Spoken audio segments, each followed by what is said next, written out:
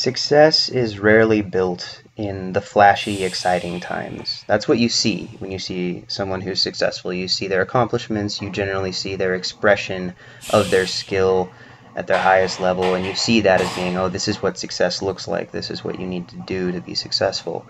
And for the most part, at least in my experience, most success is built in the long, boring times leading up to those. And the reason that most people have a limited degree of success, or their experience of that is less, is because most people do not have the commitment to what they're doing to engage in the improvements that need to happen in a state of boring situations. I mean, you can hype yourself up, you can get excited about whatever the situation is, but for the most part, the work that is the most important, that really builds the foundation, that gets you ready to, the wide base that leads to the higher peak of the pyramid, it takes some mental fortitude to dig in and say, all right, this is probably not going to be the most fun thing. This is not going to be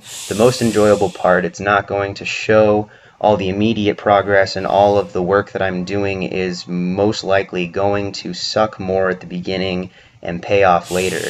And the degree of that differs for most people. Some people can really buy into the mindset of the grind, where it's you have to pay your dues, and it's exciting for them to do this stuff and really get dug into the hard part, because they can see further through to that future potential success. But a lot of people burn out in that and say, well, something's not happening, and that's when they tend to abandon their plan or to jump to something else that seems flashy or exciting or new, with the promise of kind of renewed enthusiasm that'll keep them going forward. And it's, I'm not going to say that there's a right way or a wrong way to go about it. I don't claim to know everything. I never have. But for the most part, I think that being able to dig in and work hard in the times when you're less excited about it, those are the times that end up paying off the most. And at least in my lifting career,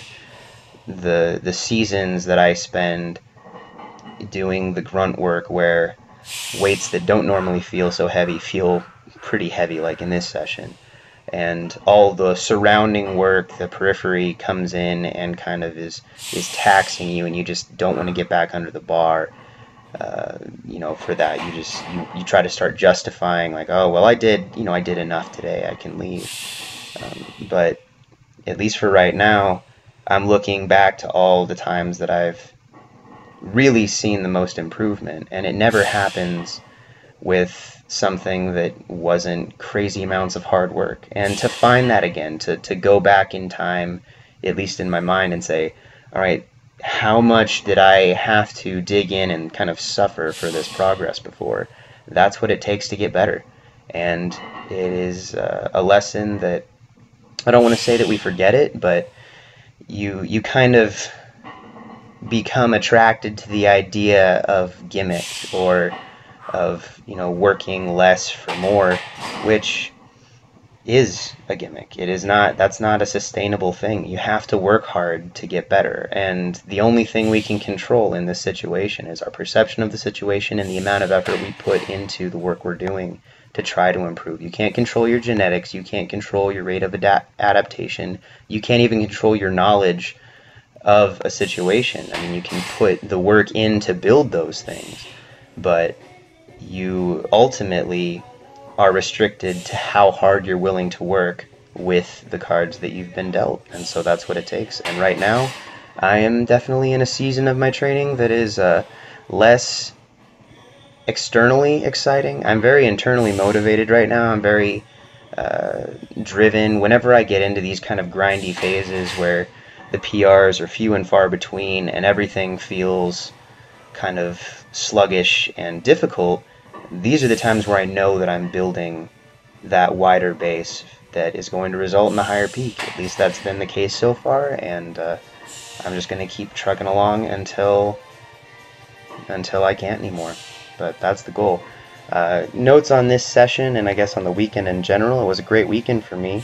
My best friend slash big bro, Adam Big Hill, came down to Washington from Canada, and we got to hang out a little bit, and it was great to see him. He helped me out with some really cool proprioception type things and core stability stuff that he's been working on up there in the CFL. He's got a few people, and people don't realize how smart Adam is. He is a very intelligent person. He very book smart, very savvy when it comes to his passion and what he cares about with the biomechanics and he graduated Central with an exercise science degree and knows a lot about physiology, and it's really cool to be able to discuss a lot of those ideas with him and to have him go through. I mean, he interned at a chiropractor, Dr. Bridgman's, who is a friend of both of us and a really solid chiropractor in the Washington area. And so sometimes if I ever have an injury or something, Adam's usually the first person I call and say, hey, what do you think I should do for this? And it was great to see him and to have him kind of help me out with some things. I'll probably have some of that footage from when he came over and we hit a little bit of bench pressing together the day after this, but I'm not quite ready to make that video yet. I still got a lot of stuff to catch up on. But this session is from Saturday squats, and I did 535 for a couple of triples, 565 for a few doubles. I limited my work set time to about 22 minutes there.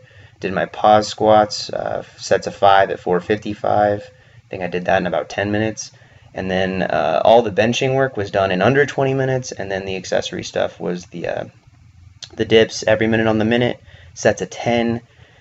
I think I made it 8 minutes before it was getting too rough to keep going, which is crazy because they're just body weight dips and they don't seem that hard until you get about 7 or 8 minutes in, and then all of a sudden your whole body says, I don't want to do this anymore. And then the pull-ups supersetted with the ab wheel rollouts is becoming kind of like a standard accessory for me, and I just think that it hits a lot of the things I need to work on. So that's what's going on. It was a great weekend. I've still got a lot of things to do, but I hope you guys enjoyed this. I hope you found it informative or helpful, or at least encouraging if you're in a season of your own in your life that is a little less exciting but is necessary to continue to build to higher potential later on. So thank you guys for watching, and I will talk to you all very soon. Have a great day. Bye.